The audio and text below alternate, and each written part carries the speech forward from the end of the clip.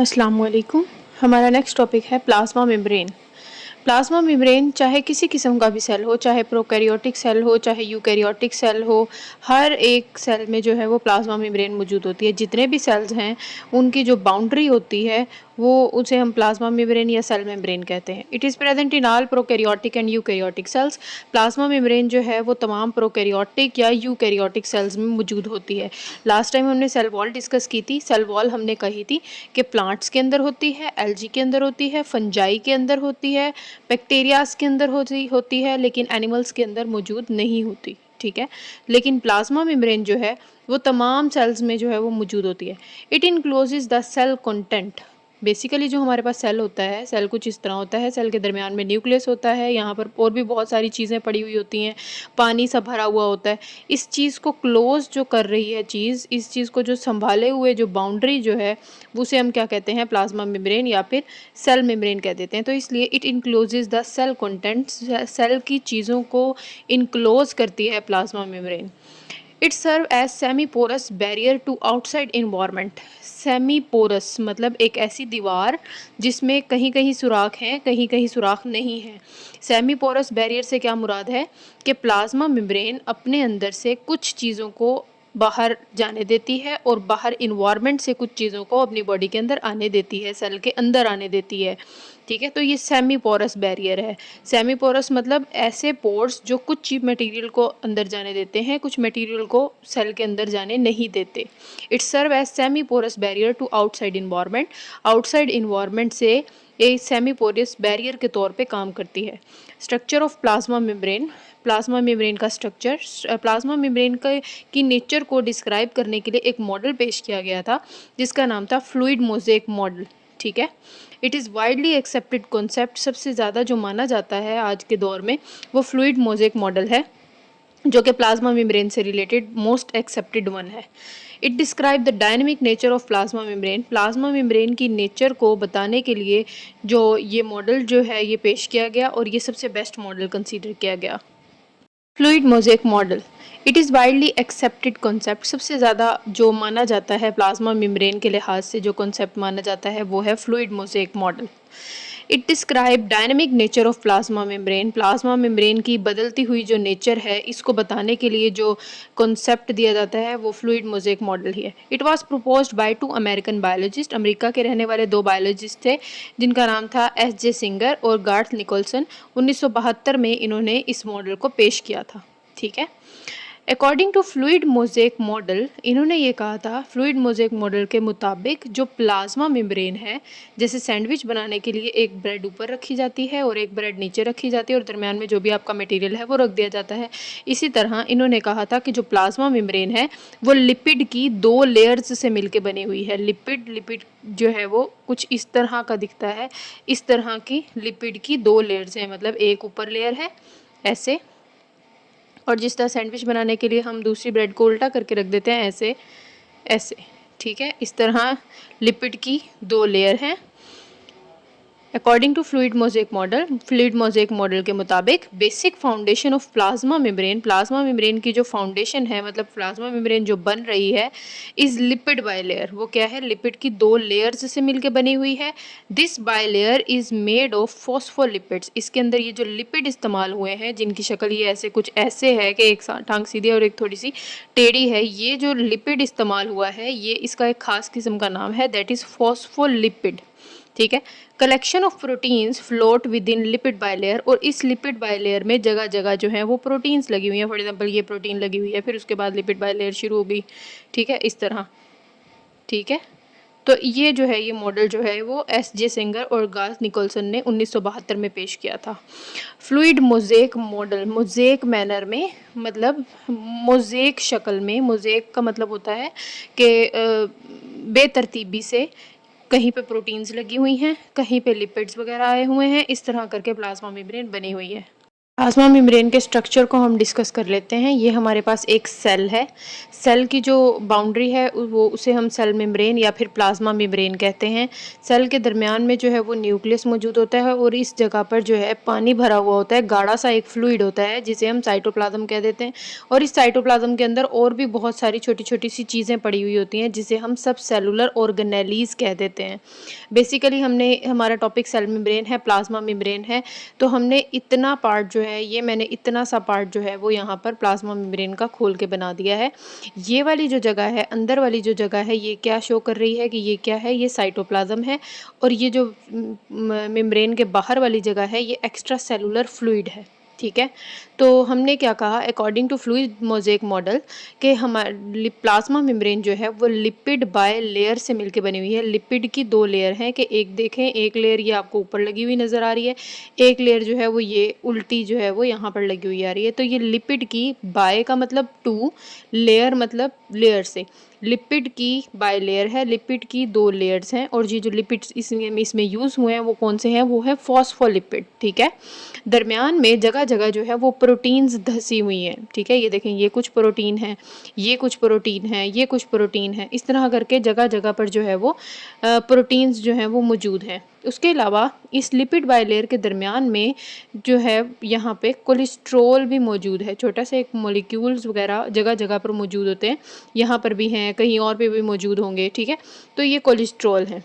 ठीक है, उसके अलावा प्लाज्मा मेम्ब्रेन की बाहर वाली सतह पर कुछ शुगर्स भी अटैच होती हैं। ठीक है, कुछ शुगर्स भी अटैच होती हैं। अगर ये शुगर किसी प्रोटीन से अटैच हो जाए, अगर ये शुगर किसी प्रोटीन के साथ जुड़ी हुई है तो हम इसको कहते हैं कि ये है ग्लाइकोप्रोटीन। लेकिन अगर यही शुगर किसी लिपिड के साथ अटैच हुई है तो हम इसको कहते हैं कि ये क्या है, ये है ग्लाइकोलिपिड। ठीक है, इसको हम क्या, इन दोनों को, ग्लाइकोप्रोटीन और ग्लाइकोलिपिड को, दोनों को मिला के क्या कह देते हैं कि ये क्या है, ग्लाइकोकैलेक्स है। ठीक है, यहाँ पर हमने सेल डिस्कस किया। सेल के दरमियान में न्यूक्लियस है, ये साइटोप्लाज्म वाला एरिया है, ये सेल मेम्ब्रेन है जिसे हम प्लाज्मा मेम्ब्रेन भी कह देते हैं। ये प्लाज्मा मेम्ब्रेन का स्ट्रक्चर है। इसमें लिपिड्स जो हैं वो लिपिड की दो लेयर हैं, एक ऐसे लेयर है, एक ये लेयर है। दरमियान में जगह जगह पर जो है मोज़ेक मैनर में, बेतरतीबी मैनर में प्रोटीन्स लगी हुई हैं। कुछ ये प्रोटीन है, ये प्रोटीन है, ये प्रोटीन लगी हुई हैं।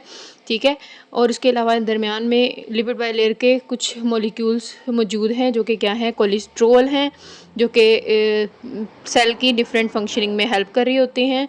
उसके अलावा कुछ शुगर भी मौजूद है। सेल की बाहर वाली सतह पे, एक्स्ट्रा सेलुलर साइड पे जो है वो कुछ शुगर्स मौजूद हैं। शुगर अगर प्रोटीन के साथ अटैच होती हैं तो हम इसको कहते हैं कि ये है ग्लाइकोप्रोटीन, और अगर यही शुगर्स किसी लिपिड के मॉलिक्यूल्स के साथ अटैच होती हैं तो हम इसको कहते हैं ग्लाइकोलिपिड, और दोनों को मिला के हम क्या कह देते हैं, ग्लाइकोकैलेक्स कह देते हैं। ठीक है, अब हम फॉस्फोलिपिड के बारे में बात करते हैं। Phospholipid have phosphate group at one end of each molecule. Phospholipid आपको कुछ इस तरह दिखता है। ठीक है, इसका ऊपर वाला हिस्सा जो होता है वो हेड होता है, और नीचे जो है वो ये हिस्सा जो है वो क्या है, टेल होता है। इसके हेड के ऊपर यहाँ पर फॉस्फेट ग्रुप लगा हुआ होता है। ठीक है, फॉस्फेट ग्रुप लगा हुआ होता है। जिस साइड पे, मतलब हेड पे जहाँ पर फॉस्फेट ग्रुप लगा हुआ होता है, इसका वो हिस्सा हाइड्रोफिलिक होता है। हाइड्रो का मतलब वाटर और फिलिक का मतलब होता है लविंग, मतलब ऐसा हिस्सा जिसको पानी से मतलब अटैचमेंट होगी, जिसके साथ पानी अगर आकर अटैच हो भी जाएगा तो उसको कोई मसला नहीं है। लेकिन जो इसकी टेल वाला पोर्शन है, इसमें जो है वो कार्बन हाइड्रोजन की चेन्स मौजूद होती हैं। ये जो टेल्स बनी हुई हैं ये बेसिकली इसकी कार्बन हाइड्रोजन की चेन्स बनी हुई हैं, और ये हाइड्रोफोबिक होती हैं। हाइड्रो मतलब वाटर और फोबिक मतलब हीटिंग। ठीक है, तो ये जो फॉस्फोलिपिड का स्ट्रक्चर है, फॉस्फोलिपिड में इसका हेड जो है वो हाइड्रोफिलिक इन नेचर होता है, और टेल जो होती है वो हाइड्रोफोबिक इन नेचर होती है। ठीक है, तो बेसिकली जब सेल मेम्ब्रेन, प्लाज्मा मेम्ब्रेन जब बनती है तो लिपिड की जो लेयर है वो कुछ इस तरह बनाई जाती है। ठीक है, लिपिड बायलेयर कुछ इस तरह होती है। इस तरह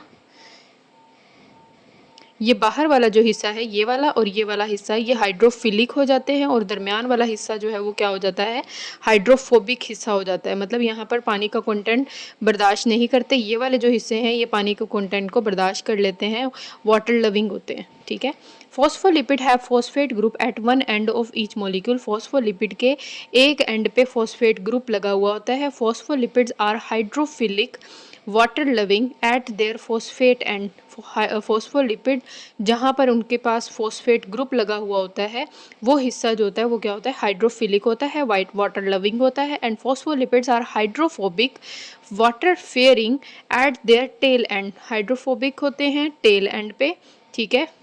tell region contain carbon hydrogen bonds और चेन्स, कार्बन हाइड्रोजन की जो है वो चेन्स मौजूद होती हैं टेल रीजन्स पे।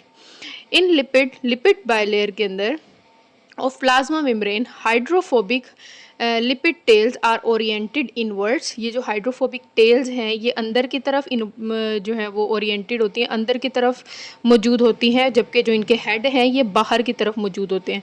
और जिस तरह हेड हैं वो एक साइड पे जो है वो एक्स्ट्रा सेलुलर फ्लूइड को फेस कर रहे होते हैं और दूसरी तरफ साइटोप्लाज्म को भी फेस कर रहे होते हैं। In lipid bilayer of plasma membrane की लिपिड बायलेयर में hydrophobic lipid tails are oriented inwards, hydrophobic जो टेल्स हैं, वाटर हीटिंग जो टेल्स हैं वो अंदर की तरफ होती हैं। And hydrophilic phosphate group are aligned outward, और हाइड्रोफिलिक फॉस्फेट ग्रुप जो हैं जहाँ पर फॉस्फेट लगा हुआ होगा, जो हेड वाले रीजन है वो आउटवर्ड जो है वो अलाइन हुए होते हैं, आउटवर्ड साथ साथ लगे होते हैं, इधर टुवर्ड साइटोप्लाज्म, या तो ये साइटोप्लाज्म की तरफ होंगे और एक्स्ट्रा सेलुलर इन्वायरमेंट या फिर एक्स्ट्रा सेलुलर इन्वायरमेंट की तरफ होंगे। Hydrophobic regions repel water soluble molecules, क्योंकि ये हिस्सा जो है, ये टेल वाला हिस्सा जो है ये हाइड्रोफोबिक है, इसको पानी से जो है वो नफरत है। इस वजह से अगर कोई पानी मिला हुई कोई चीज़ इसके अंदर आ भी जाती है तो ये रीजन जो है वो उसको पकड़ के धकेल देते हैं, अपने अंदर से निकाल देते हैं। That try to pass through the plasma membrane, ऐसे मॉलिक्यूल्स जिनमें पानी मौजूद होता है वो अगर इनमें से गुजरना चाहें तो ये हिस्सा, ये जो टेल वाला हिस्सा है वो इसको अपने अंदर से नहीं गुजरने देता और उसको पकड़ के बाहर जो है वो धकेल देता है, ठीक है। Cholesterol in eukaryotes, cholesterol molecule present in plasma membrane, हमने भी प्लाज्मा मेम्ब्रेन का स्ट्रक्चर देखा, प्लाज्मा मेम्ब्रेन का स्ट्रक्चर कुछ ऐसे था, ठीक है। लिपिड बायलेयर, लिपिड की जो है वो 2 लेयर्स से मिलके प्लाज्मा मेम्ब्रेन बनी है। इनमें जगह जगह जो है वो ऐसे कुछ मॉलिक्यूल्स पाए जाते हैं जिन्हें हम क्या कह रहे हैं, कोलेस्ट्रॉल। इन यूकैरियोट्स की बॉडी में cholesterol molecule present in plasma membrane, cholesterol के मॉलिक्यूल्स भी प्रेजेंट होते हैं प्लाज्मा मेम्ब्रेन में। Cholesterol molecules wedged into lipid bilayer, lipid bilayer की जो दरमियानी हिस्से हैं, मतलब एक लिपिड और दूसरे लिपिड के ये जो दरमियान वाला हिस्सा है, यहाँ से जो है वो कुछ मॉलिक्यूल्स निकलते हैं जिसे हम क्या कह रहे हैं, कोलेस्ट्रॉल कह रहे हैं। They keeps fluidity of membrane at low temperature, जब टेम्परेचर लो होता है तो लिपिड के मॉलिक्यूल्स जो हैं वो रिजिड ना हो जाएं, वो सख्त ना हो जाएं और प्लाज्मा मेम्ब्रेन कहीं सख्त ना हो जाए, सेल की जो प्लाज्मा मेम्ब्रेन है, बाहर वाली जो मेम्ब्रेन है वो सख्त ना हो जाए, इस चीज़ को बचाने के लिए जो है वो कोलेस्ट्रॉल जो है वो हेल्प करती है। कोलेस्ट्रॉल सेल मेम्ब्रेन में की को फ्लेक्सिबल रखती है, फ्लूइडिटी मेंटेन रखती है। They keeps fluidity of membrane at low temperature, low temperature पर फ्लूइडिटी मेंटेन रखने में कोलेस्ट्रॉल हेल्प कर रही होती है। उसके अलावा proteins, many proteins float with in the phospholipid bilayer of plasma membrane, plasma membrane की फॉस्फोलिपिड बायलेयर के दरमियान जगह जगह जो है वो प्रोटीन्स धसी हुई होती हैं। कुछ प्रोटीन्स ऐसी होती हैं जो कि सरफेस के ऊपर ही अटैच होती हैं, कुछ प्रोटीन्स ऐसी होती हैं जो अंदर लिपिड बायलेयर के अंदर की तरफ घुसी हुई होती हैं, ठीक है। तो many proteins float with in phospholipid bilayer of plasma membrane, plasma membrane की फॉस्फोलिपिड बायलेयर जो है, फॉस्फोलिपिड की जो लेयर है उसके दरमियान में ऐसे यहाँ पे कोई प्रोटीन आ गई, फिर कोई एक प्रोटीन ऊपर की तरफ लगी हुई, इस तरह करके जो है वो लगी होती हैं। Some proteins are simply adhere to the surface of the lipid bilayer, कुछ प्रोटीन्स ऐसी होती हैं जो कि लिपिड बायलेयर की सिर्फ सरफेस पे अटैच हुई होती हैं, अंदर की तरफ घुसी हुई नहीं होती। Positioning of proteins related to organization of cytoskeleton, जैसे हमारी बॉडी के अंदर एक स्केलेटन है और हमारा गोश्त उसके ऊपर चिपका हुआ है, वैसे ही सेल के अंदर भी एक स्केलेटन होता है जिसे हम साइटोस्केलेटन कहते हैं, और प्लाज्मा मेम्ब्रेन उसके ऊपर टिकी रहे, उस प्लाज्मा मेम्ब्रेन को भी साइटोस्केलेटन के ऊपर चिपकाने के लिए प्रोटीन्स हेल्प कर रही होती हैं, ठीक है। तो प्रोटीन कहाँ कहाँ पर मौजूद होगी वो मैटर करता है कि साइटोस्केलेटन से कहाँ पर उसको अटैच करना है। तो पोजीशनिंग ऑफ प्रोटीन, प्रोटीन की पोजीशनिंग के प्रोटीन कहाँ कहाँ लगी होगी is related to organization of cytoskeleton, cytoskeleton की ऑर्गेनाइजेशन से रिलेटेड है, ठीक है। अब ये जो प्रोटीन्स प्लाज्मा मेम्ब्रेन के अंदर लगी हुई हैं, कुछ प्रोटीन्स के अलग काम है, डिफरेंट प्रोटीन्स डिफरेंट काम कर रही होती हैं, ठीक है। तो प्रोटीन्स के फंक्शन हमने पढ़ने हैं। Proteins play role in selective transport of certain substances across lipid bilayer, ठीक है। लिपिड की जो है वो बायलेयर से हमारी प्लाज्मा मेम्ब्रेन बनी हुई है और दरमियान में जो है वो क्या है, प्रोटीन के मॉलिक्यूल्स लगे हुए हैं। अब वो मॉलिक्यूल्स जो कि यहाँ से नहीं गुजर सकते, इस लिपिड वाले हिस्से में से नहीं पास आउट हो सकते, सेल के अंदर नहीं जा सकते, वो फिर इन प्रोटीन्स के ज़रिए जो है वो इनकी हेल्प लेते हैं और इनके ज़रिए सेल के अंदर चले जाते हैं। ऐसे इसी तरह सेल से किसी चीज़ ने अगर बाहर जानी है तो वो इस प्रोटीन के मदद से जो है वो सेल से बाहर भी जा सकती हैं। तो सिलेक्टिव ट्रांसपोर्ट के तौर पे भी प्रोटीन्स काम करती हैं। Proteins play role in selective transport of certain substances, selective transport के तौर पे काम करती हैं ऑफ सर्टेन सब्सटेंसेस, बहुत सारे सब्सटेंसेस की हेल्प करती हैं अक्रॉस लिपिड बायलेयर, ठीक है। These proteins act as channel और एक्टिव ट्रांसपोर्ट मॉलिक्यूल। ये जो प्रोटीन्स लगी हुई हैं ये चैनल के तौर पे भी काम कर रही होती हैं, मतलब आप ऐसे भी कह सकते हैं कि रास्ता बना रही हैं चीज़ों को एक जगह से दूसरी जगह फेंकने के लिए, ठीक है। सेल के अंदर वाला मटेरियल को बाहर जाने के लिए, बाहर वाले मटेरियल को अंदर आने के लिए जो है वो रास्ता बनाती हैं, एक्टिव ट्रांसपोर्ट मॉलिक्यूल के तौर पर भी काम करती हैं, ठीक है। Some proteins help in attachment of plasma membrane to cytoskeleton and external fibers. Cell है, सेल के अंदर जिस तरह हमारी बॉडी के अंदर स्केलेटन है, इसी तरह इस सेल के अंदर भी स्केलेटन मौजूद है, ठीक है। तो कहीं ये प्लाज्मा मेम्ब्रेन इधर उधर ना हो जाए तो यहाँ पर भी कुछ प्रोटीन्स मौजूद होती हैं जो इस प्लाज्मा मेम्ब्रेन को इस स्केलेटन के साथ अटैच किए रखती हैं। उसके अलावा बाहर भी अगर कोई चीज़ मौजूद है तो यहाँ पर भी ये प्रोटीन जो है वो इसको सेल मेम्ब्रेन को इधर से इसके साथ भी अटैच करके रखती है, तो अटैचमेंट में भी हेल्प कर रही होती हैं। Some proteins help in attachment of plasma membrane, plasma membrane की अटैचमेंट में हेल्प करती हैं टू साइटोस्केलेटन, कि वो किससे अटैच हो जाएं, साइटोस्केलेटन से अटैच हो जाएं, एंड एक्सटर्नल फाइबर्स, और अगर बाहर कोई एक्सटर्नल फाइबर्स वगैरह हैं तो सेल वहीं पे वो चिपका रहे, तो इसलिए जो है वो अटैचमेंट में भी हेल्प करती हैं, ठीक है। Some proteins on exterior surface, cell की प्लाज्मा मेम्ब्रेन की बाहर वाली सरफेस पे कुछ प्रोटीन्स भी मौजूद होती हैं अटैच विद शुगर्स, जिनके साथ कोई चीज़ जो है वो आकर अटैच हो जाती है, शुगर कोई अटैच हो जाए, एंड मेक आइडेंटिफिकेशन मार्क, और वो आइडेंटिफिकेशन मार्क के तौर पे काम करती हैं। जैसे फॉर एग्जांपल, मिसाल के तौर पर हमारे घर के बाहर एक नंबर प्लेट लगी हुई होती है, ठीक है, उससे क्या पता लगता है कि ये हमारा घर है। इसी तरह हमारे सेल के बाहर भी एक नंबर प्लेट सी लग जाती है जिससे जो है वो हमें पता लग जाता है, हमारी बॉडी को पता लग जाता है कि ये हमारा सेल है और ये कोई बाहर से आया हुआ सेल नहीं है। इस तरह हमारा जो इम्यून सिस्टम है वो इस सेल को कुछ नहीं कहता, लेकिन अगर कोई बैक्टीरिया आएगा तो बैक्टीरिया की जो नंबर प्लेट होगी, मतलब आइडेंटिफिकेशन मार्क होगा, वो कुछ और होगा। तो इस तरह हमारा जो इम्यून सिस्टम है, हमारा इम्यून सिस्टम इसके ऊपर अटैक कर देगा और इसको मार देगा। अगर ये नंबर प्लेट जानी पहचानी है, आइडेंटिफिकेशन मार्क हमारे सेल का अपना है, तो हमारा इम्यून सिस्टम इसके ऊपर कोई जो है वो नुकसान नहीं पहुंचाएगा। तो some proteins on exterior surface, कुछ प्रोटीन्स जो प्लाज्मा मेम्ब्रेन की बाहर वाली सरफेस पे मौजूद होती हैं अटैच विद शुगर्स के साथ अटैच हो जाती हैं, एंड मेक आइडेंटिफिकेशन मार्क, और आइडेंटिफिकेशन मार्क बना रही होती हैं, ठीक है, ताकि पहचाना जा सके कि ये हमारा ही सेल है। Some proteins functions as receptors, कुछ चीज़ें सेल मेम्ब्रेन के अंदर नहीं आ सकती, ठीक है। फॉर एग्जांपल, यहाँ पर कुछ प्रोटीन्स लगी हुई होती हैं जो कि रिसेप्टर के तौर पे काम करती हैं। फॉर जो चीज़ें सेल के अंदर नहीं आ सकती वो आकर इनके साथ अटैच हो जाती हैं और इनको कहती हैं कि हमारा जो पैगाम है वो अंदर दे दो, और ये इस तरह ये जो रिसेप्टर प्रोटीन्स होती हैं ये इनका जो पैगाम होता है वो अंदर सेल के अंदर तक पहुंचा देती हैं, और फिर उनके जो भी वर्क होता है उस पर जो है वो सरंजाम दे दिया जाता है, जो भी उनका फंक्शन वगैरह होता है, ठीक है। तो रिसेप्टर के तौर पे भी काम करती हैं। Some proteins function as receptor, कुछ प्रोटीन्स रिसेप्टर के तौर पे काम करती हैं। They bind with messenger molecule, ये मैसेंजर मॉलिक्यूल के साथ बाइंड हो जाती हैं, and transmit signals to interior of the cell, और इस तरह अंदर जो है वो इनका पैगाम पहुँचा देती हैं, सिग्नल्स जो है वो अंदर तक पहुँचा देती हैं। Some proteins also exhibit enzymatic activity, cell के बाहर कुछ प्रोटीन्स ऐसी भी होती हैं कि अगर वहाँ पर कोई एंजाइम की एक्टिविटी करनी है, कोई भी जो है वो केमिकल रिएक्शन परफॉर्म करवाना है, तो वो एंजाइमेटिक एक्टिविटी में भी हेल्प कर रही होती हैं proteins. They catalyse many reactions related to plasma membrane, तो ये प्रोटीन्स जो हैं, ये जो प्रोटीन्स हैं ये क्या करती हैं, ये प्लाज्मा मेम्ब्रेन से रिलेटेड जितने भी रिएक्शंस वगैरह होते हैं उनको डील कर लेती हैं, ठीक है। उसके बाद हमारा है ग्लाइकोकैलेक्स। ये जी ग्लाइकोकैलेक्स क्या होता है, हमने कहा लिपिड बायलेयर्स से मिलके जो है वो हमारी प्लाज्मा मेम्ब्रेन जो है वो बनी हुई है, ठीक है। लिपिड की बायलेयर से प्लाज्मा मेम्ब्रेन बनी हुई है जिसमें जगह जगह जो है वो प्रोटीन के मॉलिक्यूल्स मौजूद हैं, ठीक है।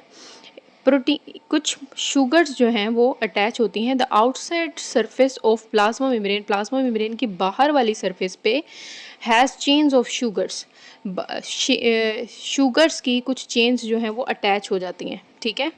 ये शुगर की चेन्स जो हैं वो लिपिड के साथ भी अटैच हो सकती हैं और यही शुगर की चेन्स जो हैं ये प्रोटीन के साथ भी अटैच हो सकती हैं। अगर ये प्रोटीन के साथ अटैच हुई हैं तो हम इसको कहते हैं ग्लाइकोप्रोटीन, ठीक है। और अगर ये किसी लिपिड के साथ अटैच हुई हैं तो हम इसको कहते हैं कि ये क्या है, ये है ग्लाइकोलिपिड। और इन दोनों को मिला के कहा जाता है ग्लाइकोकैलेक्स, ठीक है। और ये जो ग्लाइकोकैलेक्स है, ग्लाइकोप्रोटीन है, ग्लाइकोलिपिड है, ये हर सेल में अलग होती है। सेल टू सेल वेरी करती है कि एक सेल में जो है वो कितनी हैं, दूसरे सेल में कितनी होंगी। स्पीशी टू स्पीशी भी वेरी करती हैं। हर इंसान में जो है वो इनका डिफरेंट नंबर होता है, ठीक है। The outside surface of plasma membrane has chains of sugars. Plasma membrane के आउटसाइड बाहर वाली सरफेस पे जो है वो शुगर की चेन्स लगी हुई होती हैं।